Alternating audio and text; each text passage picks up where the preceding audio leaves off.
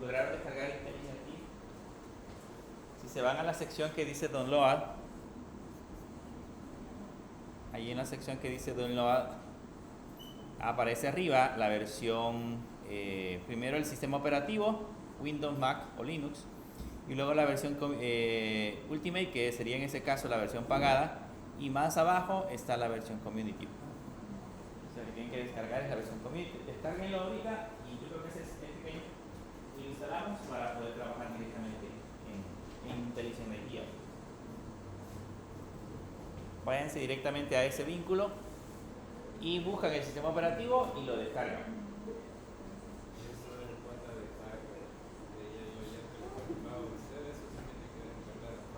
¿Ustedes tienen Java en su computadora? Sí, ya tiene JDK instalado. Sí, ayer daba error por el constructor que estábamos usando Maven y después IntelliJ IDEA y genera conflicto.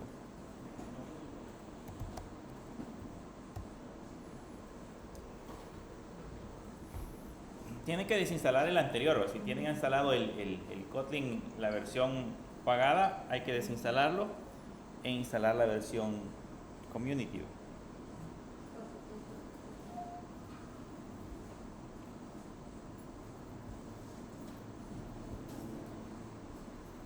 Y cuando lo hayan descargado y lo hayan instalado, pues vamos a llegar de nuevo a esa pantalla para crear nuestro proyecto. ¿Cuánto pesa? Llega.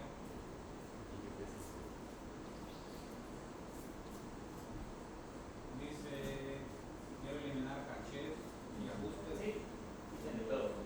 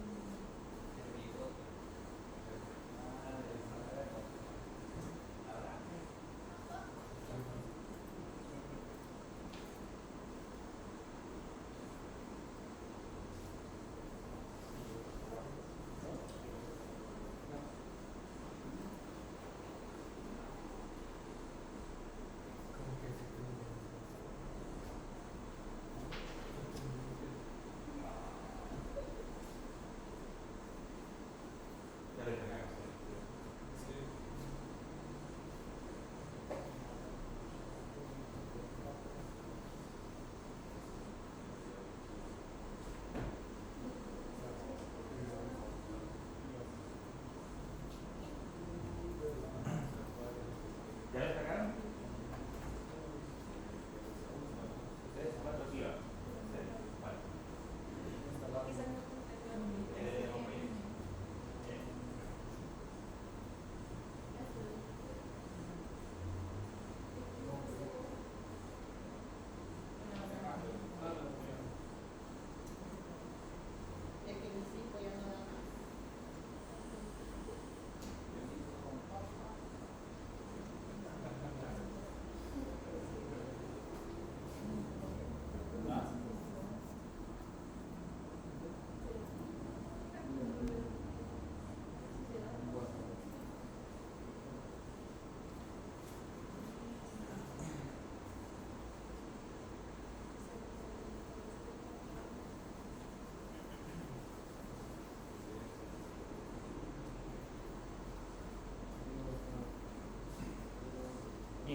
Bien, antes que sigamos, para el sábado de la otra semana tenemos programado. Vamos a hacer el sábado. Sería sábado, bueno, el viernes vamos a tener clases normales y el sábado vamos a tener clases las 2 primeras horas y después del proceso vamos a tener las exámenes.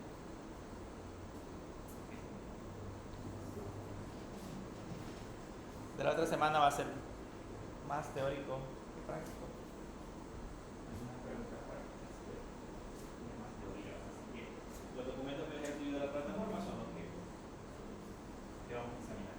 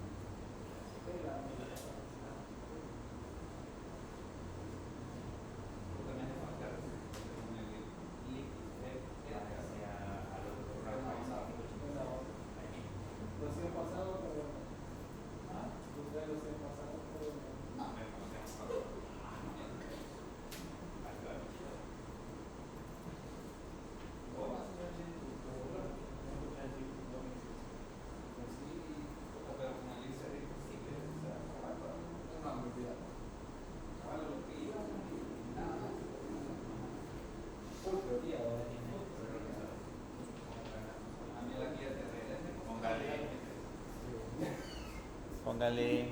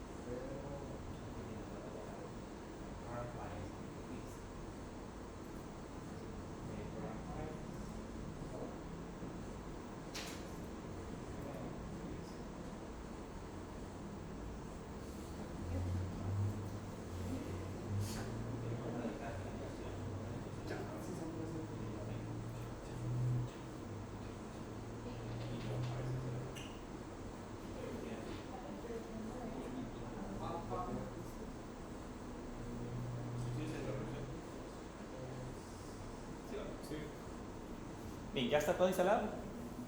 Sí.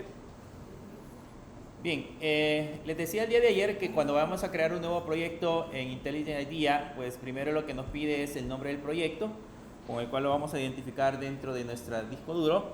Ayer dijimos que le íbamos a poner clase Kotlin 2025. Es un único archivo que vamos a utilizar para todo lo que nos resta de aprender acerca de Kotlin, así que no le vamos a poner otro identificador adicional.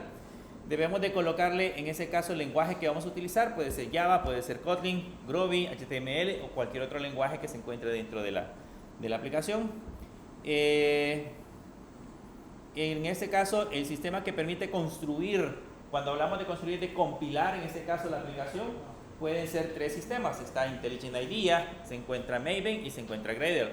En ese caso nosotros vamos a usar el por defecto que tiene IntelliJ IDEA y abajo el JDK. El JDK que debería de estar instalado en su computadora. Con eso es suficiente, le damos crear y ahí les tendría que crear el nuevo proyecto. Les tendría que aparecer así.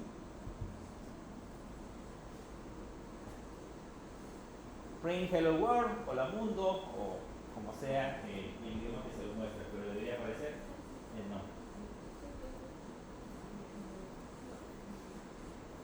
¿Apareció?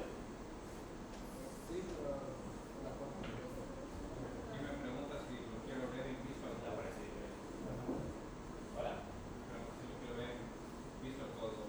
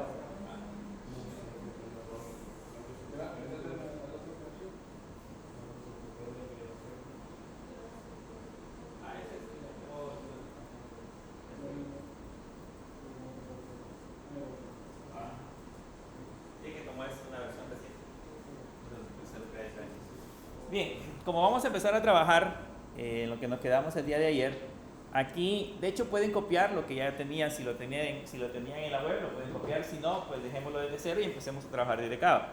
Le vamos a quitar en el main, le vamos a quitar todo, solamente vamos a dejar la función main como tal. Y el día de ayer estábamos trabajando siempre en la parte de arreglos. Creo que lo último que vimos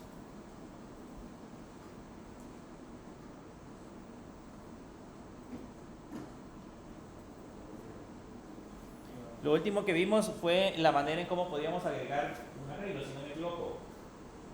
¿Cómo le podíamos agregar un elemento a un arreglo? Vamos a empezar ahora a trabajar con arreglos multidimensionales. Entonces aquí vamos a crearnos una función en la parte de abajo y le vamos a poner arreglos multidimensionales.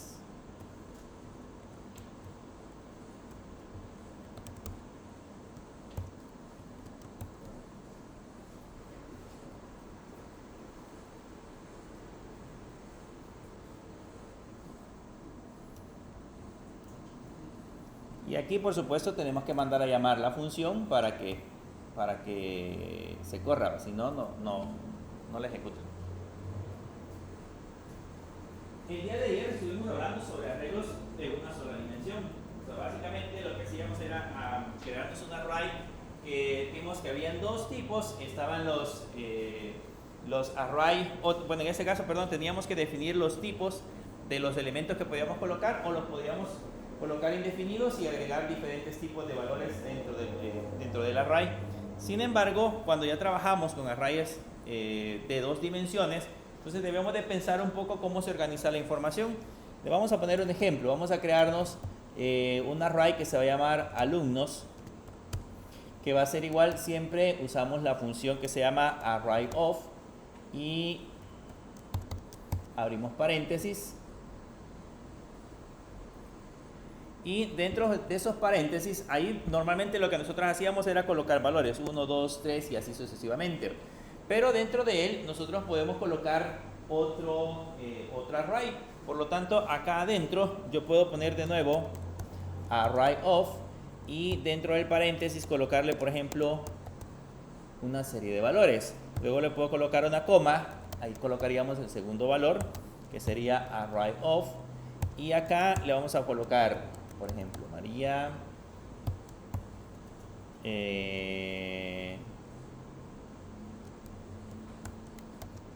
Rosa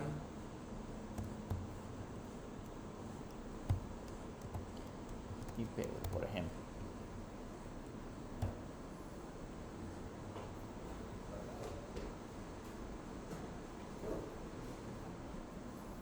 Aquí es array_of.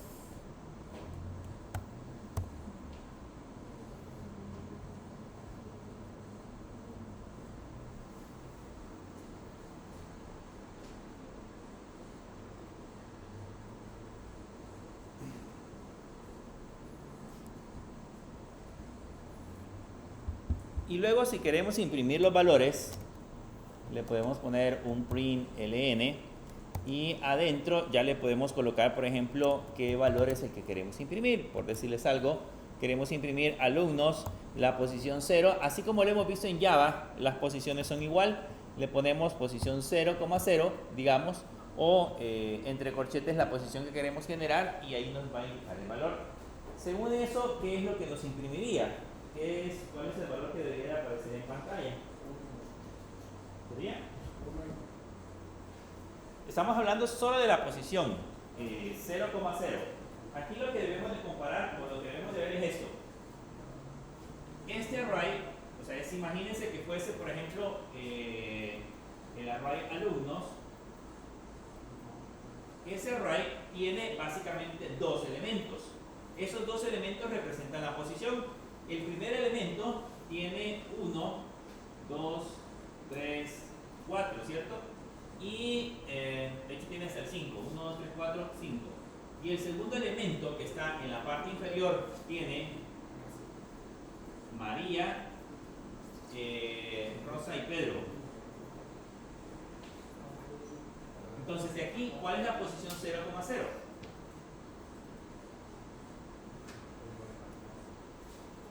No pueden ser dos elementos, solamente tiene que ser uno.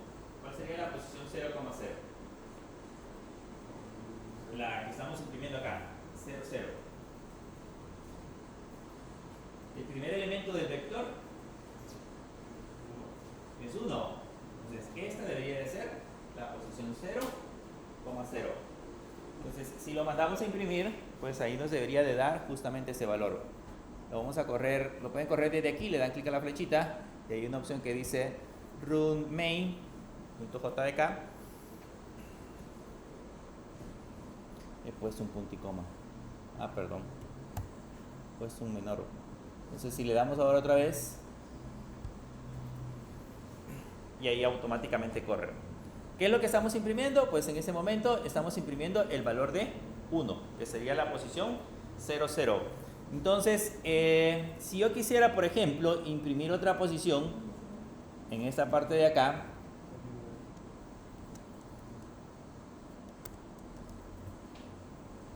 digamos que ahora quiero imprimir la posición 1,2, ¿qué imprimiría?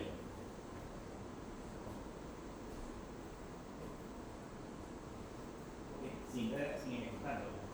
¿Qué imprimiría la posición 1,2?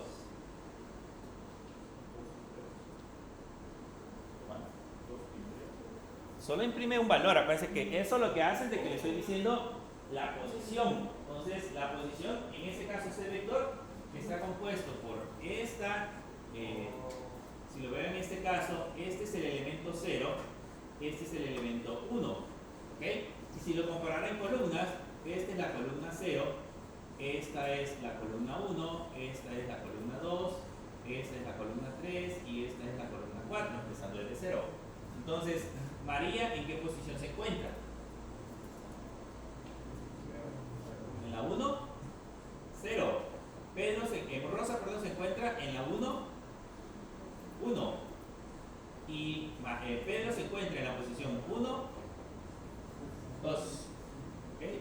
Entonces, ahora, si lo mandamos a imprimir, básicamente generaría ese valor. Imprimiría, en este caso, Pedro. ¿Okay? Que es el que está en la tercera columna. Quizás la diferencia es que, por ejemplo, cuando creábamos los vectores, en otros lenguajes definíamos quizás un poco mejor cada uno de los elementos. Pero aquí, ¿cuál es la diferencia con lo que nosotros estamos haciendo? La diferencia es que, en este caso, cuando nosotros, se lo voy a poner de esta manera, voy a poner otro ejemplo abajo para poderlo comparar. En el caso de nosotros, aquí abajo, definíamos un array y le poníamos array of, abríamos paréntesis y ahí poníamos, por ejemplo, Juan, Sonia, por ejemplo, poníamos esos valores. Entonces, ya sabíamos nosotros que Juan está en la posición 0, y Sonia está en la posición 1, es un elemento.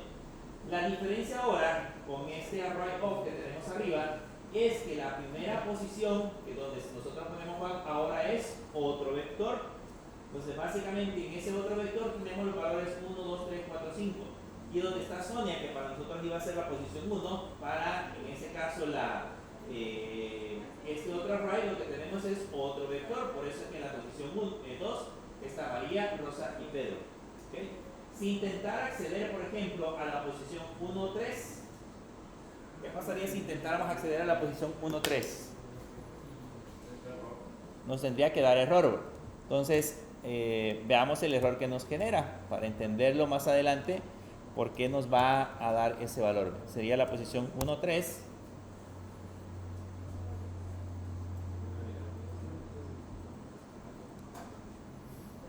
Y ahí nos dice el famoso error que veíamos allá en Java, que era el array index o bounds exception, que significa que el índice que nosotros estamos utilizando está fuera del rango.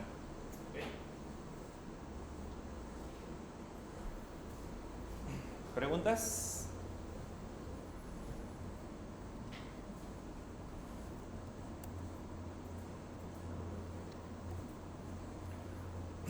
Ahora veamos la parte curiosa, cómo hacemos para imprimirlo. Vamos a ver ahora, le vamos a poner un print. ¿Se acuerdan que el día de ayer aprendimos que para imprimir un vector le colocábamos print ln, el nombre del vector, y usábamos un método que se llamaba join_to_string? Aquí es paréntesis. Usábamos un método que se llamaba join_to_string. Vamos a ver ahora qué sucede si invocamos ese método, qué es lo que nos va a aparecer en pantalla. Y de nuevo vamos a tener que analizar cuál es el contenido que vamos a visualizar. ¿Qué es lo que nos aparece? ¿Se les hace conocido esos valores? Es esto que tenemos en la parte de abajo. ¿Qué aparece? ¿Qué representarán estos números que tenemos aquí abajo? Justamente en esta parte de acá. Aquí están separados por comas. Este es el primer elemento, coma, y ese es el segundo elemento de lo que representa. ¿Se acuerdan de los códigos hash que veíamos allá cuando estábamos en Java? Pues el problema ahorita es de que pues, el elemento 0 de nuestro vector, de hecho, tiene otro vector. Entonces, aquí lo que estoy imprimiendo es el código hash del vector. Entonces, el problema es que aquí adentro, de manera interna, no se está imprimiendo como nosotros lo deseamos. Entonces, aunque lo vamos a ver más adelante, les voy a enseñar una forma en la que nosotros podríamos imprimir, en ese caso, el contenido de ese vector. Vean, este elemento, este proceso, lo que hace actualmente es ir y recorrer cada elemento del vector. ¿Okay? Pero yo puedo hacer esta combinación. Puedo poner con un print ln, le puedo poner otra vez alumnos.join_to_string, y si notan ahí se abren llaves. Eso lo vamos a ver más adelante, pero esas llaves se representan de manera interna una función lambda. Esa función lambda lo que está haciendo es que por cada vez que nosotros imprimimos un elemento pasa sobre esa función, y lo que tiene de manera interna es un parámetro predeterminado que se llama it. Entonces lo que vamos a hacer es que en lugar de que imprima solo it, le vamos a poner it join_to_string, y aquí sí, en lugar de llaves le vamos a poner paréntesis. Y vamos a ver ahora qué es lo que nos va a imprimir.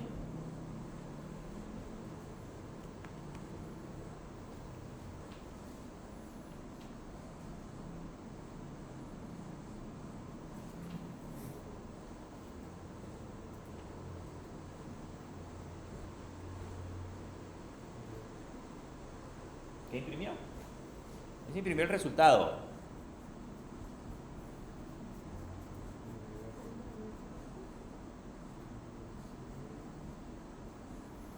Ahora imprimió 1, 2, 3, 4, 5, María, Rosa y Pedro, que es el contenido del vector.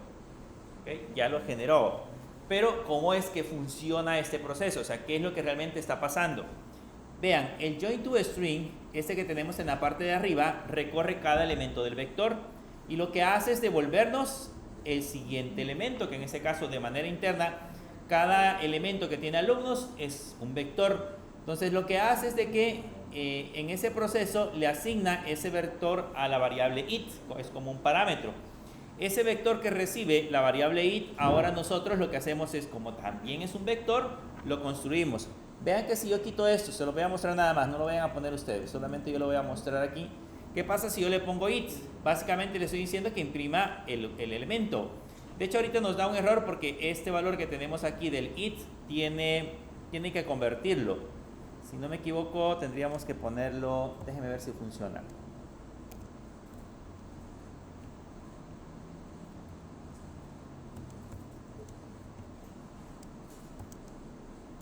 Esto no les creo a ustedes porque lo vamos a ver más adelante, pero vamos a ver si corre. Lo que quiero que vean es qué es lo que contiene, en este caso el it.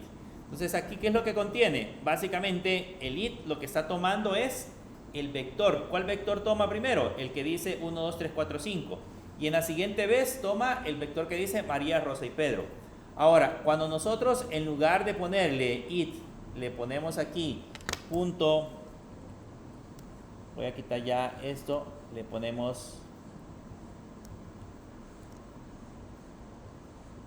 y le ponemos join to string,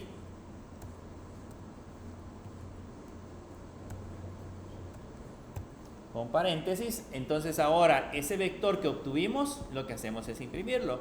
Por eso es que nos aparece 1, 2, 3, 4, 5, María, Rosa y Pedro.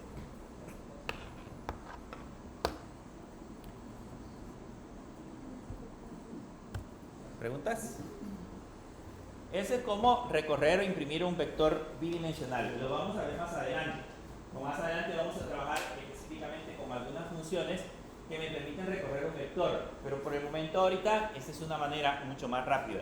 ¿Se acuerdan que cuando lo hacíamos en Java, pues teníamos que generar un for y dentro de ese for poner otro for y hacíamos un código muy grande? Pues vean, ese código se reduce ahora nada más a una línea. Es mucho más práctico.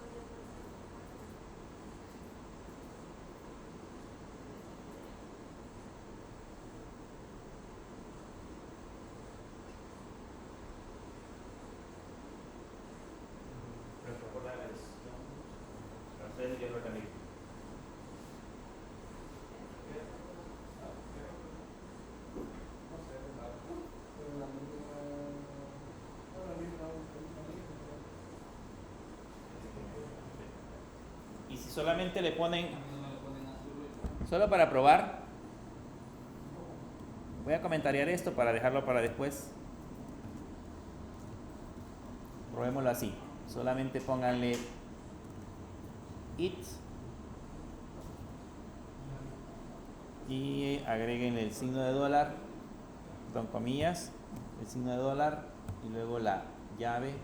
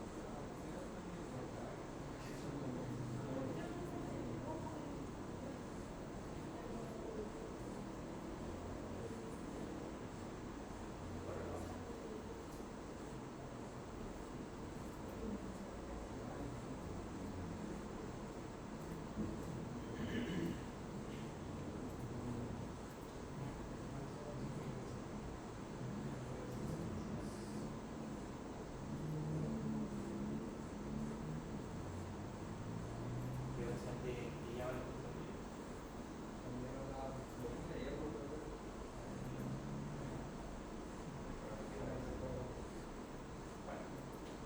Vamos a comentariar esa línea y la vamos a ver vamos a buscar cuál es el problema con la versión.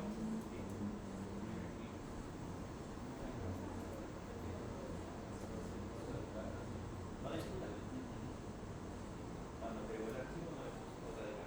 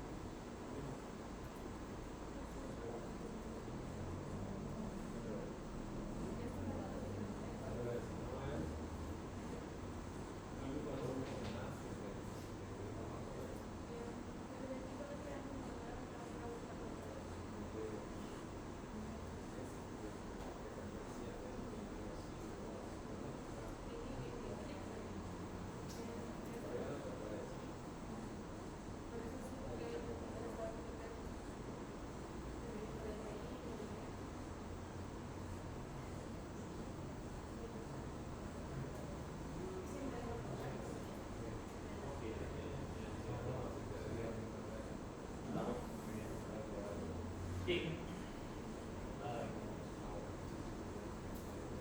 Vamos a comentariar eso para mientras. Se supone que debería de funcionar, pero bueno, ya vamos a averiguar en el receso, vamos a averiguar por qué no funciona. Bien, sigamos viendo ahora. Vamos a crear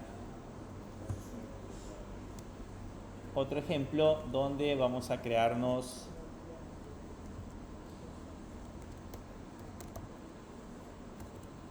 arrays con valores.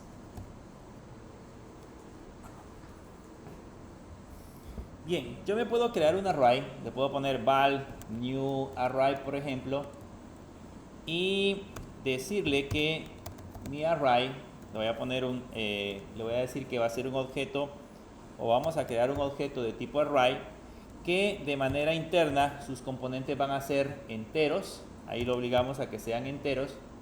Y para el caso le vamos a decir que el tamaño de ese vector va a ser de 5. ¿Okay? Ahí automáticamente le ponemos el valor de 5. Y vamos a abrir llaves y adentro le vamos a poner 3. Y luego en la parte de abajo imprimimos de nuevo ese new array. Le ponemos join to string.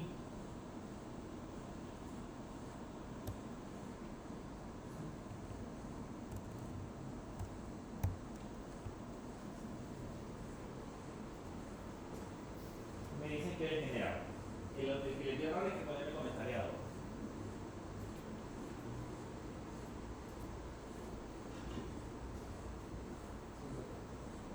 ¿Qué le generó? 5.13.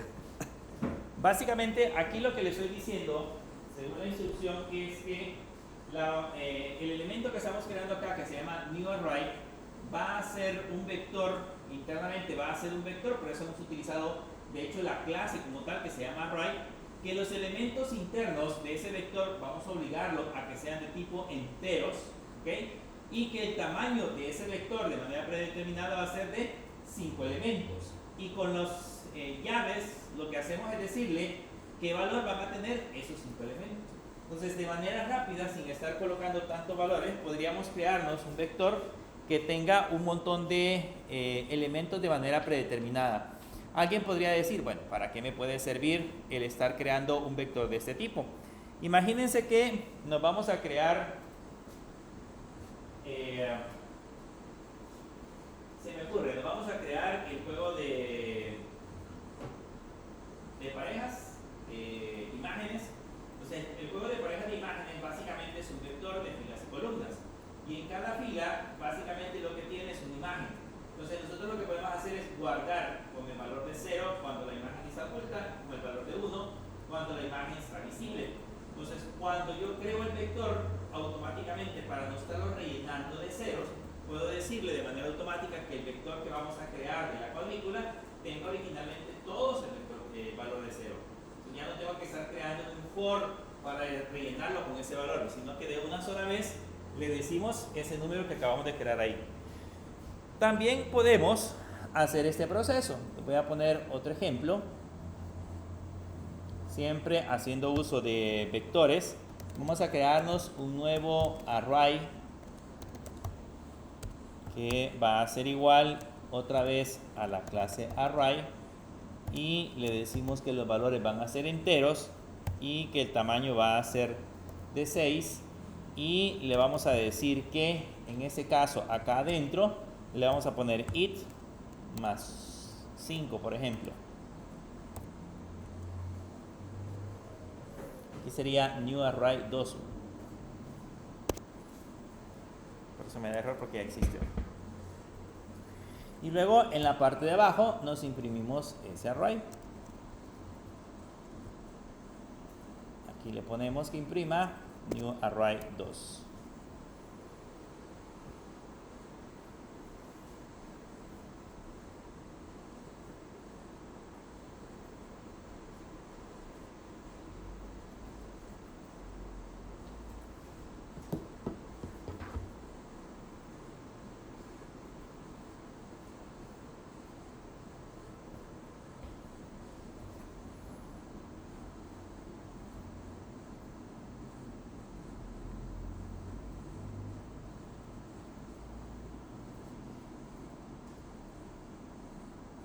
Entonces ahora, si lo mandamos a ejecutar,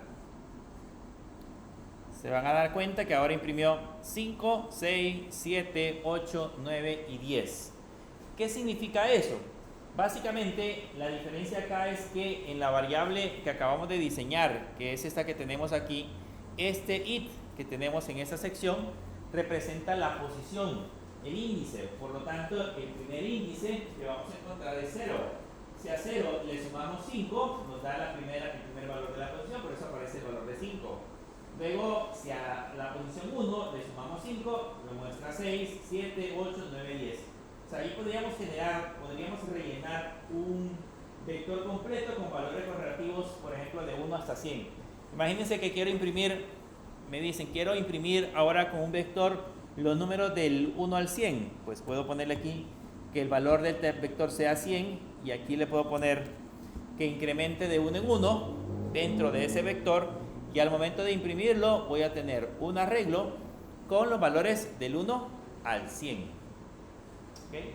Entonces eso es ese proceso que acabamos de colocar ahí, me genera un array con un número determinado de elementos, en este caso con un tamaño de 100, pero que el valor interno, en lugar de ponerle un número repetitivo, pues le estamos colocando el índice más 1. Y representa en este caso el índice, la posición del vector, y si a eso le vamos sumando 1, nos va generando los valores correlativos.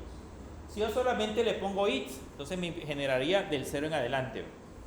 Esa es la forma en cómo manipulamos o creamos, en este caso, vectores duplicados. También podemos hacer procesos de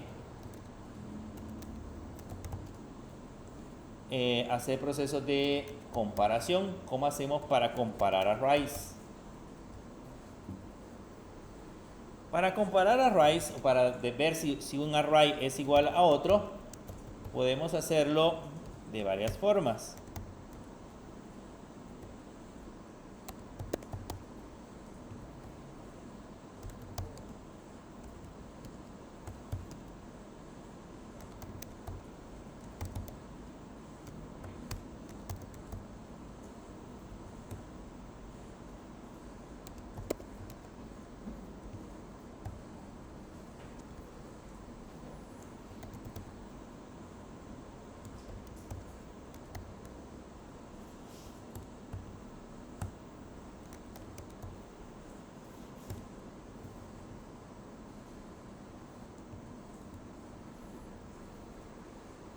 Esos dos vectores, el array 1 y el array 2, son iguales. Son iguales. Visiblemente, sí, ¿verdad? Porque contienen los mismos valores, son iguales. Pero si los comparamos haciendo uso del haciendo uso del operador y lo ejecutamos, van a notar que me dice que es falso.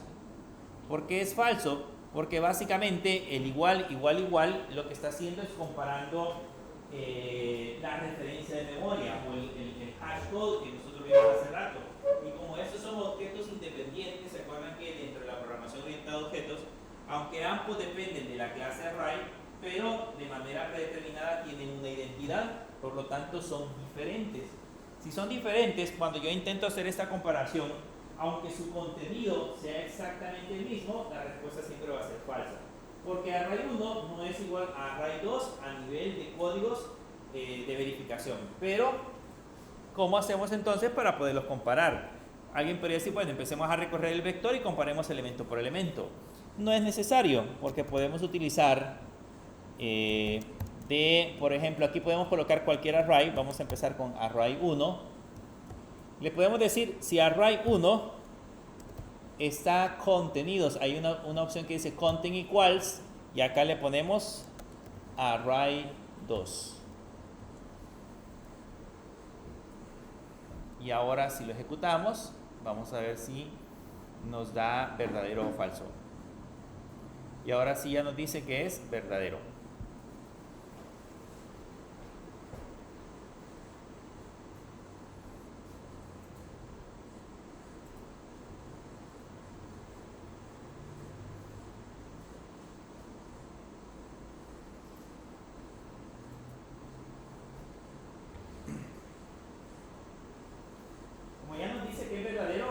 Lo hace definitivamente porque los vectores, en ese caso, su contenido es igual.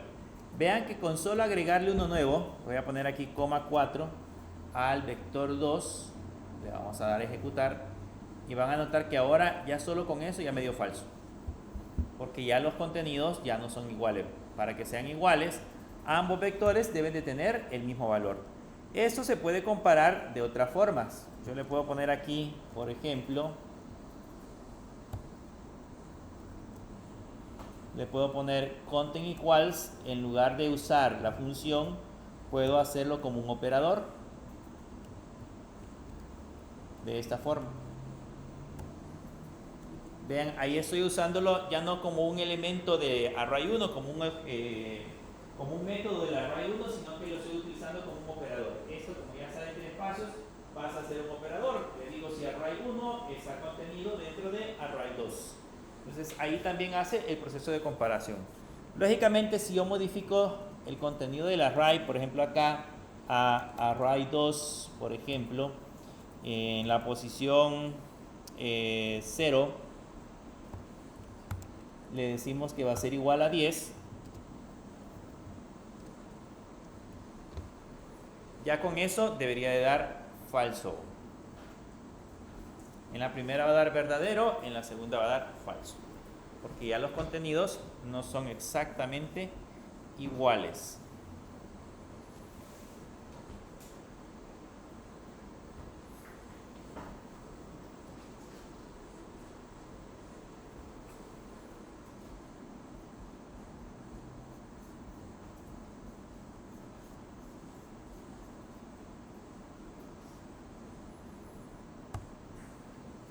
Bien, ¿cómo lo haríamos en este caso ahí para sumar el contenido de 1, 2, 3? Bueno, ahora ya tiene 10, 2, Trevor. Digamos que el array 2 necesito sacar el total, sumar los valores que tiene de manera interna el array.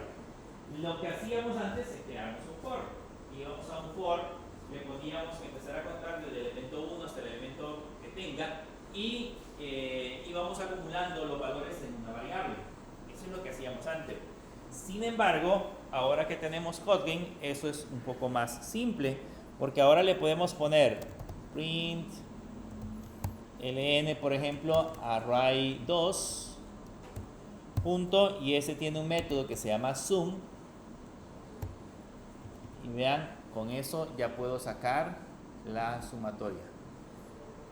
Entonces ahí me dice que la sumatoria es 15, porque como el elemento 0 ya tiene 10 más 2 más 3, 15. Ya me da el valor de 15.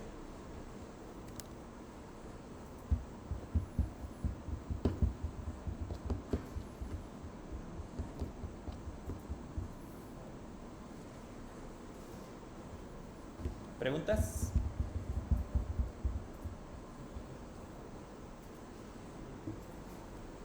¿Seguros? ¿Seguros?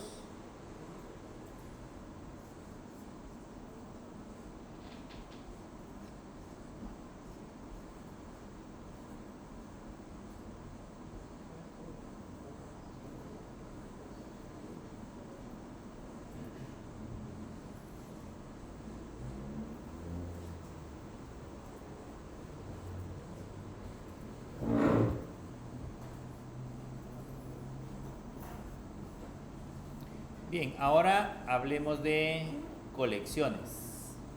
Voy a comentar esta parte. Voy a ponerle aquí que vamos a crearnos un nuevo método que se va a llamar colecciones. Y por ende abajo le vamos a poner el fun coleccionable.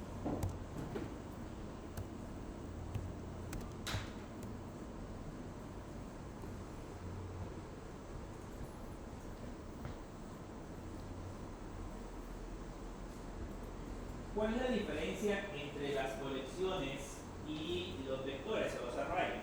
Uno tiene que ver mucho con la variedad o las alternativas que nos dan las colecciones para poder almacenar diferentes tipos de datos.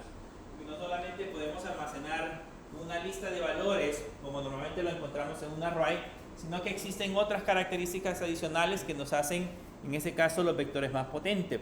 Vamos a aprender a manejar, en este caso, tres tipos de colecciones. Vamos a aprender a manejar las listas, vamos a aprender a manejar los mapas o el maps y vamos a aprender a manejar los sets, que son tres tipos de colecciones o tres tipos de elementos que se utilizan mucho cuando estamos trabajando con estas aplicaciones. Empecemos primero por las listas. Las listas, como su nombre lo dice, son elementos que me permiten, en este caso, crear o asignar una lista de valores similar a un vector, pero en el caso de Kotlin existen dos tipos de listas. En este caso vamos a crearnos la lista, y para crearlos existe el método que se llama listOf, y en ese listOf le podemos colocar la lista de valores. Vean que la diferencia entre un vector y, en este caso, la lista, es que cuando la mandamos a imprimir, nosotros le podemos poner print lista y abajo le podemos poner print ln. Vamos a ver la diferencia entre uno y otro. Lista.join_to_string tiene ambos en este caso.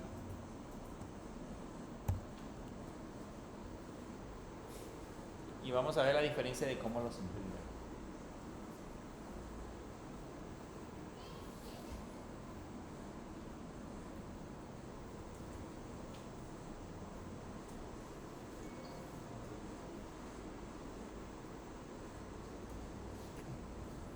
¿Se los muestra? Debería de aparecer 1, 2, 3 y 1, 2, 3. 1, 2, 3, 4, 5. Pero ya lo hace de manera distinta. Lo hace de manera diferente. Si solamente mando a imprimir la lista, ya no me imprime un código hash como lo vimos anteriormente. Vean, aquí ya no me imprimió solo el código hash, sino que ahora me está imprimiendo 1, 2, 3, 4, 5, pero entre corchetes, como los vectores que nosotros manejamos en JavaScript. ¿Okay? Si lo hacemos con el join_to_string, sigue mostrando el mismo formato, 1, 2, 3, 4, 5, separados por comas. Entonces la diferencia entre uno y otro nada más es la manera en cómo lo queremos imprimir o cómo lo queremos visualizar. ¿Cómo podemos hacer para tener acceso a un elemento en específico? Si quiero, por ejemplo, tener acceso a un elemento específico, hacemos lo mismo. Le ponemos print ln y en este caso tiene un método que se llama get. Con el método get yo le puedo decir qué elemento o a qué elemento necesito tener acceso. Por ejemplo, si quiero imprimir el elemento 2, le ponemos print ln lista.get2 y les tendría que imprimir en este caso el número 3.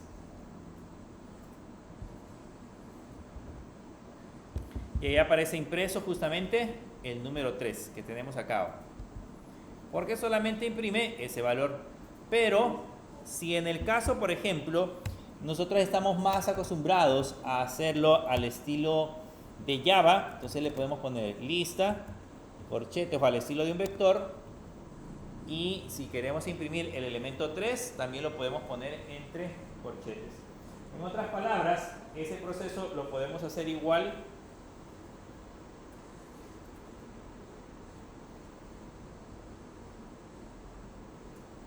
Ese proceso lo podemos hacer igual haciendo uso del elemento get o haciendo uso de los corchetes para especificar un elemento específico, un elemento que queremos imprimir. Ahí aparece el 3 y el 4 dependiendo de lo que acabamos de generar.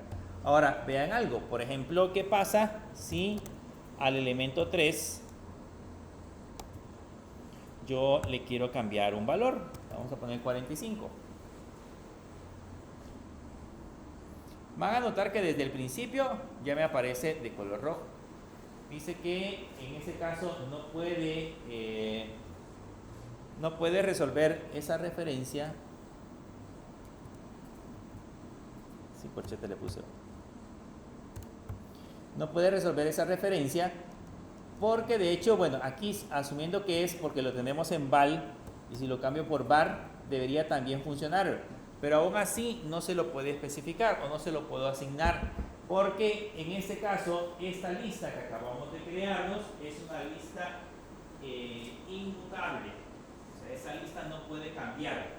Cuando nosotros creamos la lista, automáticamente esos valores pasan a ser inmutables. La idea es que no se puedan editar, por eso es de esa forma bloqueamos la lista.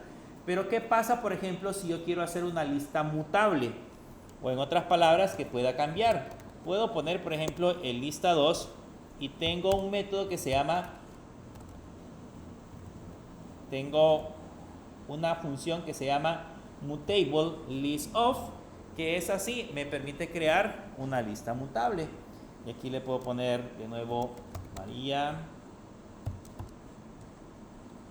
Josefina y Raúl, por ejemplo.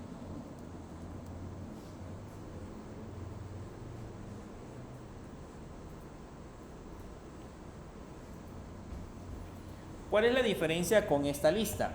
Que esta lista, como es mutable, yo le puedo poner lista 2 punto, y si notan, ahí hay un método que se llama add, y a ese método yo le puedo agregar, por ejemplo, José. Mientras que a lista, el que teníamos en la parte superior, si yo le pongo lista punto, van a notar que este no tiene el método add. Ahí no aparece agregado el método add, pero sí lo tiene la lista mutable. Entonces, si yo quiero hacer una lista dinámica que me permita en ese caso ir generando más elementos, lo puedo hacer de esa forma. Y aquí puedo imprimir, en ese caso, la lista 2.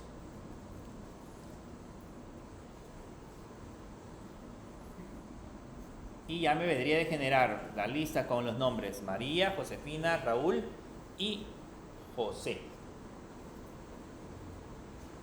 Entonces, esa lista, el mutable list of, es una lista mutable.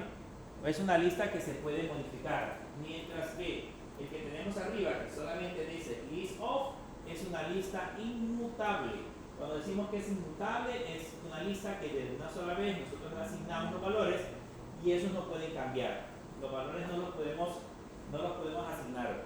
Mientras que a las listas mutables, esas sí pueden modificar. Esto lo vamos a usar mucho cuando ya estemos en Android. Vamos a estar trabajando con algunos proyectos en donde vamos a tener que crear unas listas mutables. O sea, ahí tenemos que recordarnos cómo se manejan esas colecciones, cómo se le agregan elementos e incluso cómo puedo eliminar un elemento. Porque ¿qué pasa, por ejemplo, si ahí quiero eliminar a Josefina, por decirles algo? Entonces le puedo poner lista 2 punto y tiene un método que se llama remove, y adentro del remove ya le puedo decir que quiero eliminar a Josefina. Y si volvemos a imprimir de nuevo la lista, esa lista ya no debería de generar ese nuevo valor. O sea, Josefina ya no debería de estar en el listado. Vean, la última que aparece dice María, Raúl y José. Josefina desaparece del listado de la lista mutable que tenemos.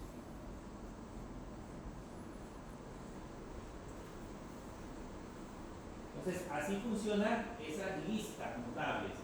Las colecciones, como siempre digo, las colecciones de tipo list o listas, básicamente sirve para agregar un conjunto de datos. Ese conjunto de datos que nosotros agreguemos, lógicamente van a ser editables si la creamos como de tipo mutable, o van a ser inmutables, o van a ser no editables si la creamos como de tipo list. Pero básicamente solo es un listado en el que yo puedo obtener un valor de acuerdo a su posición, o puedo, en ese caso, agregar o eliminar elementos de manera dinámica. Cosa que era más complicado cuando lo estábamos haciendo con vectores. Pero existe otro tipo de colección que son los famosas mapas. Vamos a trabajar con los mapas. Ese es un tipo de colección dentro de los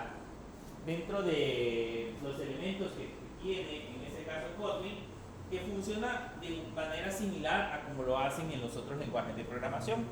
¿Cómo funcionan los mapas? ¿Se acuerdan de los JSON? Bueno, ¿se acuerdan de Mongo? Todavía. Cuando estábamos trabajando en MongoDB, ¿cómo le llamábamos lo que en la base de datos se le llama registro? ¿Cómo se llama en Mongo? ¿Se acuerdan? Ya no se llaman registros. Bueno, las tablas ya no se llaman tablas, tienen otro nombre. ¿Cómo se llamaba? Ya se le olvidó Mongo. ¿Se llamaban? Documentos se le llaman, en lugar de registros se le llamaban documentos. ¿Y los documentos por qué estaban compuestos? Por un archivo o por un formato JSON. Ese formato JSON generalmente era un conjunto de valores de tipo clave-valor, que era tipo clave-valor. Bueno, si yo tenía, habíamos un JSON generalmente con llaves. Si yo tenía, por ejemplo, el nombre, le poníamos nombre, 2 puntos, y entre comillas el valor. De ahí le poníamos otra coma y le poníamos, por ejemplo, apellido, 2 puntos, y entre comillas le colocábamos el apellido, digamos Juárez. Y aquí terminaba en ese caso ese elemento. Ese era un elemento de tipo clave-valor. Pues esto de clave-valor, una clave y un valor, es lo que se representa con los famosos mapas. Yo puedo tener una colección de tipo clave-valor con el objeto de que pueda tener acceso rápido a los elementos. Un ejemplo que yo les daba en Java, por ejemplo. Si yo quisiera crear un objeto en Java que me permitiera ir rápido a los datos de ustedes, ¿cuál sería el identificador único con el que están registrados en la universidad? ¿Cuál es el valor único que tienen en la universidad? El valor que los distingue. ¿Cómo?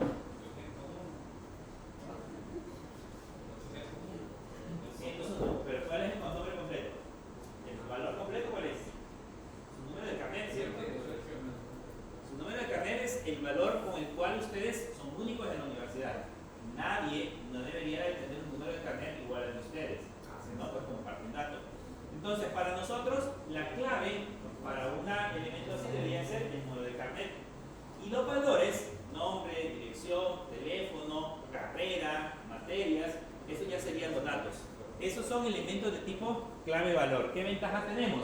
Que si yo quiero ver los datos de un alumno en específico, solo los busco por el número de carnet rápido, voy rápidamente al número de carnet. Entonces, ¿cómo se crean esos elementos acá? De igual manera, hay dos tipos. Están los mapas inmutables y están los mapas mutables. Entonces, vamos a aprender primero los inmutables. Voy a crearme uno que se llame MyMap. Aquí le voy a definir el tipo. ¿Se acuerdan que después de los 2 puntos en Kotlin se identifica el tipo? Le voy a decir que el tipo va a ser un mapa y que dentro del mapa va a tener la clave, va a ser un string y el valor va a ser un entero. Y después nos creamos un objeto de tipo map_of. Ese objeto de tipo map_of debemos de ponerle primero la clave y después el valor. Imagínense que vamos a hablar de la población de Santa Ana. Entonces le vamos a poner la ciudad es Santa Ana. ¿Cuánto es la población de Santa Ana? Según el último censo, una prox, ¿se acuerdan? ¿No? No. Somos 7 millones somos en El Salvador, creo. Según el último censo, somos 7 millones de personas en El Salvador. Pero pues aquí habrán unas 50,000 personas. 60. Somos en Santa Ana. Bueno, pongámosle eso. 210,000. 210,000. Vamos a dejar redondo. Esa es la población de Santa Ana. Ya crecimos. Digamos que ahora pongamos la población de San Salvador. Entonces le vamos a poner San Salvador. ¿Cuál es la población de San Salvador? Esa es la más poblada.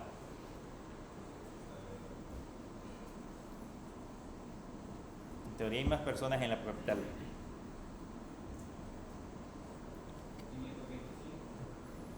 525,000. Y vamos a crearnos ahora la de... Vamos a quitar esto para que no nos haga atrás. La de San Miguel.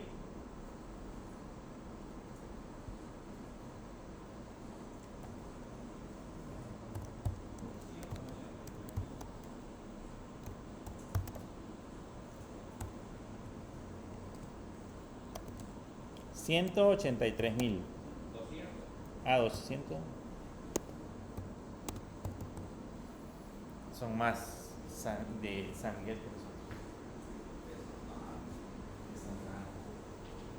Bueno, antes se suponía que Santa Ana era la segunda ciudad más importante de todo El Salvador.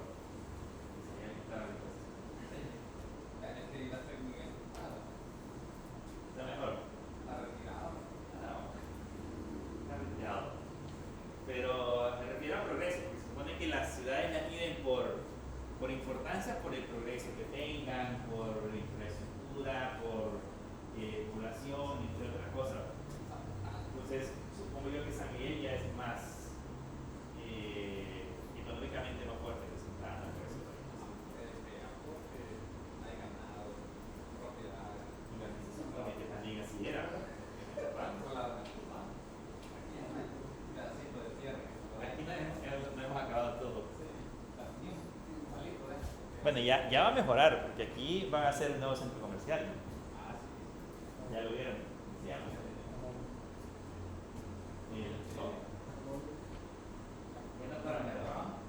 Donde colocaban la feria a la par. O sea, se van a quitar todo. Donde va el cerro que te gana, a la par del Ciudad de Huacán, todo ese espacio de ahí. Ya botaron todo. Pero ¿cómo se llama el centro comercial?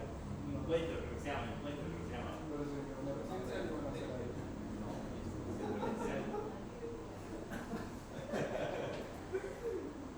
No es un centro comercial.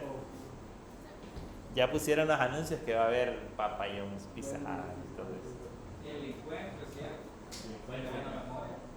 Así que pues ya va a crecer más. La universidad, aunque no lo crean, esta universidad es una de las más grandes, no de Santa Ana, sino que representa una de las más grandes de El Salvador. Creo que esta es más grande incluso, que no sé qué tan grande que la nacional, que viene la nacional. ¿Cómo?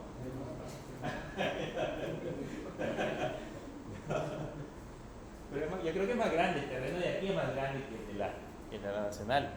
Y bueno, la UNICAI que va a tener su propio hospital, va a tener, bueno, la infraestructura de aquí va a mejorar, van a tener su propio hospital y no sé qué más le van a poner, pero todo el terreno de arriba lo van a construir y va a ser muchísimo más grande, así que en teoría se va a convertir en una de las universidades más modernas de El Salvador. Y nosotros no vamos a pasar de eso. Tal vez cuando se gradúe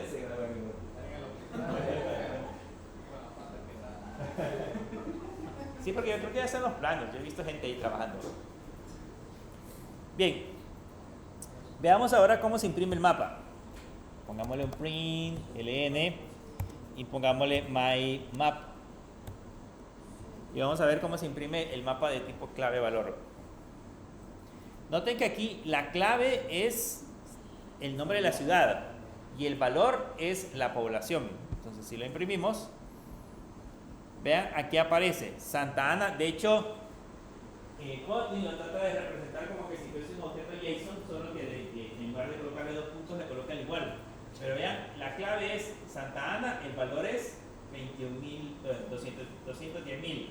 San Salvador es la clave, 525.000 el valor. San Miguel la clave, 283.000 el valor. Entonces ahí ya tenemos representado clave valor. ¿Qué pasa, por ejemplo, si yo quisiera imprimir, quisiéramos imprimir la población de Santa Ana? Entonces le pondríamos acá un print ln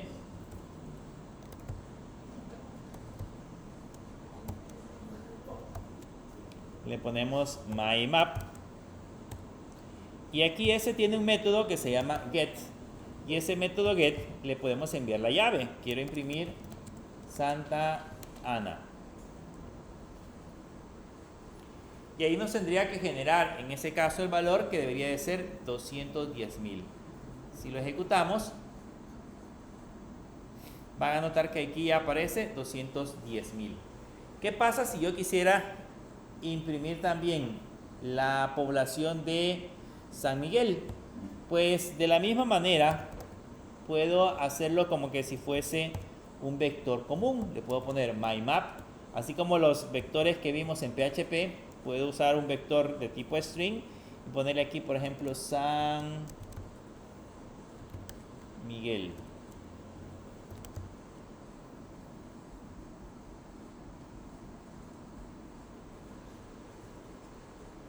Y ahí tenemos San Miguel. 280.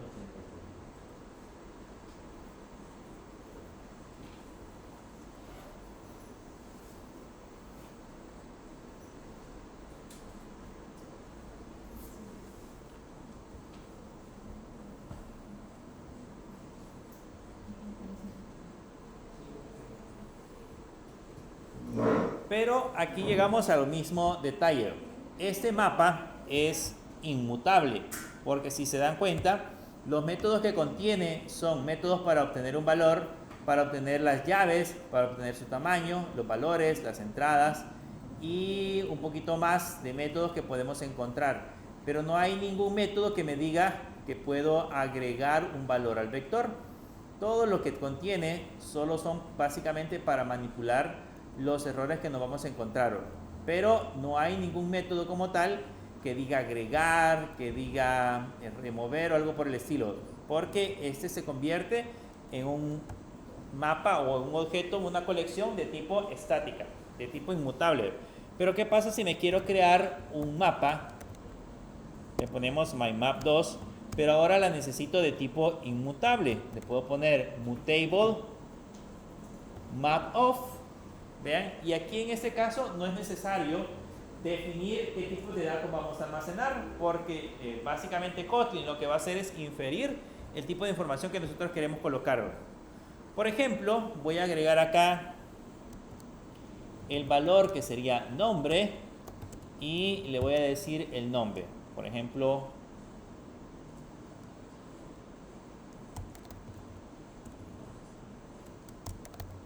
Carolina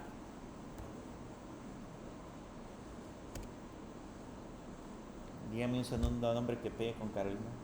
No se me ocurre. Un segundo nombre. A usted le va a tocar poner nombres en algún momento. Dígame. ¿Cómo? No, pero segundo nombre. ¿Cómo? O Silvia. Silvia. Vámonos. Silvia Carolina.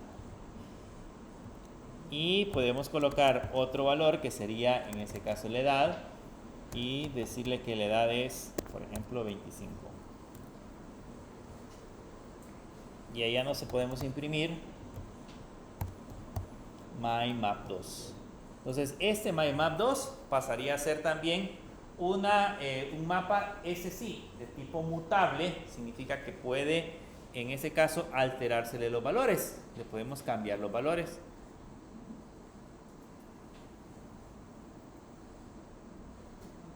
Vean, aquí aparece nombre, Silvia Carolina, edad 25, igual como teníamos el anterior. Y por lo tanto, si yo le quisiera agregar, por ejemplo, el apellido, lo puedo hacer de dos maneras.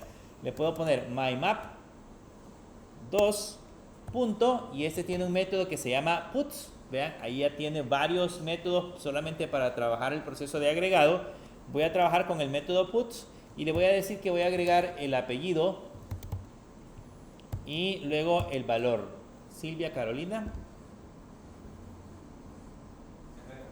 Herrero.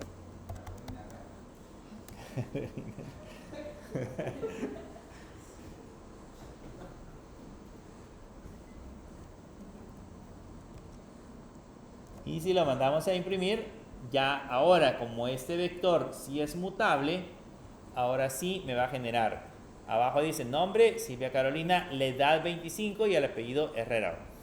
También se lo puedo agregar de otra forma, como que si fuese un vector asociativo. Puedo poner mymap2 y acá, por ejemplo, ponerle teléfono y ponerle igual, y digamos que el teléfono es ese número. Entonces ahora, si de nuevo volvemos a imprimir mymap2, debería de aparecer ahora Silvia Carolina, edad 25, apellido Herrera, teléfono 78 y ese número.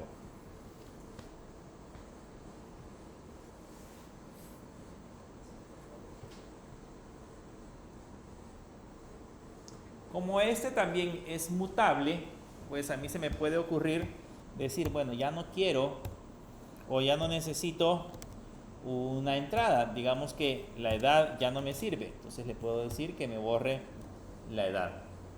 Con el método remove, así como el método put me permite agregar, el método remove me permite eliminar.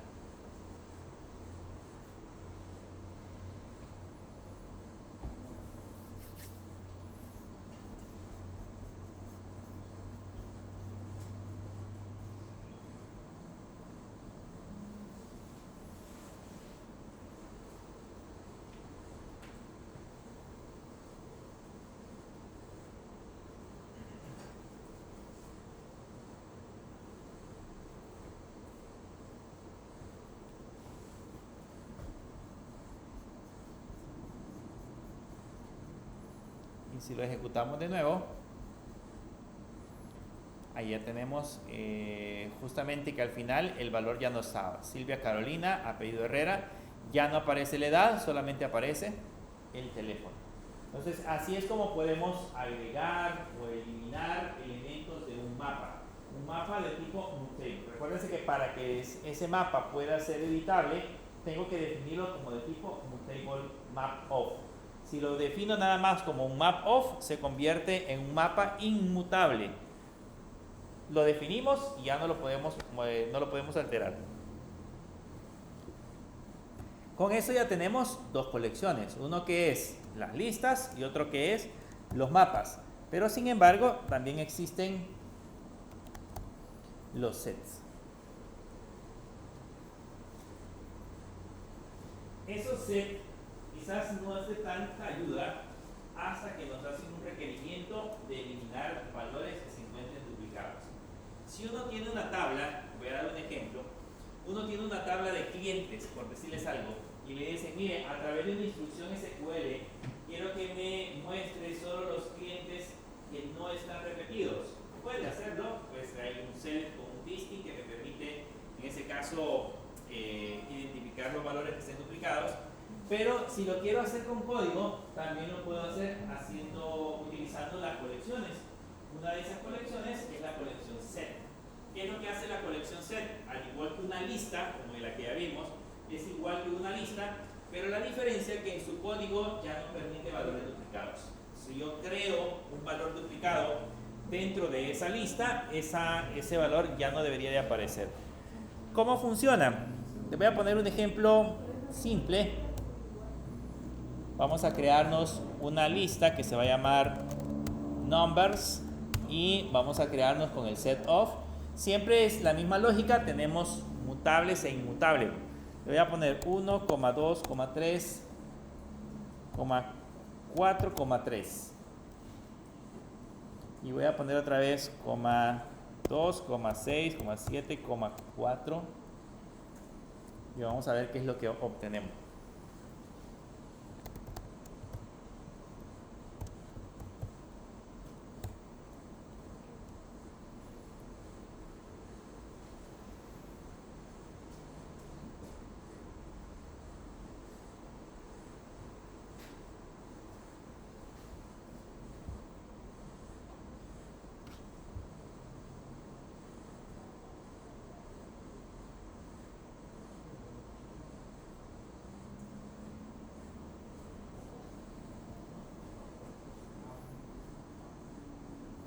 Y si lo ejecutamos, van a notar que el resultado final solamente tenemos 1, 2, 3, 4, 6, 7. Sin embargo, el 3 estaba repetido, el 4 estaba repetido, el 2 estaba repetido. Pero de esos, como solamente me permite generar valores únicos, entonces el resultado final que yo tengo nada más son valores únicos dentro de la lista. Él internamente ya tiene un algoritmo que cada vez que nosotros agregamos un elemento, verifica en su listado a ver si ya existe, y si ya existe no lo agrega. Por eso es de que, digamos, nos sirve para filtrar. Si tenemos un listado completo de clientes, por ejemplo, y queremos saber si esos clientes están duplicados, o queremos obtener un listado de no duplicados, pues creamos un set, y con ese set me permite, en ese caso, tener una lista sin valores duplicados. El resultado final que voy a tener va a ser filtrado. ¿Okay? Para eso pueden servirnos estas listas. Más que todo cuando manipulamos bases de datos, ahí nos vamos a dar cuenta que nos puede servir para estos elementos, para obtener valores únicos. ¿Okay? ¿Preguntas? ¿No? ¿Todavía no les ha asustado Kotlin? Es otro lenguaje. Diferente a Java, diferente a PHP, diferente a JavaScript en su sintaxis. En teoría se dice que es más fácil de aprender y en la curva de aprendizaje es mucho más simple que si lo vemos en comparación con Java. ¿Okay? Pero quizás la cuestión es entender un poco la sintaxis porque son más cortas. O sea, lo que nosotros allá hacíamos con un for, o lo hacíamos con un if, o lo hacíamos con varios elementos, pues aquí lo hacemos en unas cuantas líneas. Pero hay que entenderla porque pues esa simplicidad también hace que sea más difícil alguna vez de entender si no comprendemos muy bien el concepto. Bien, ¿nos vamos a tomar el receso? Pueden ir a...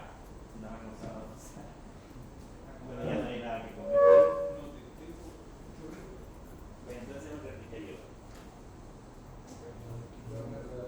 Vamos a metro.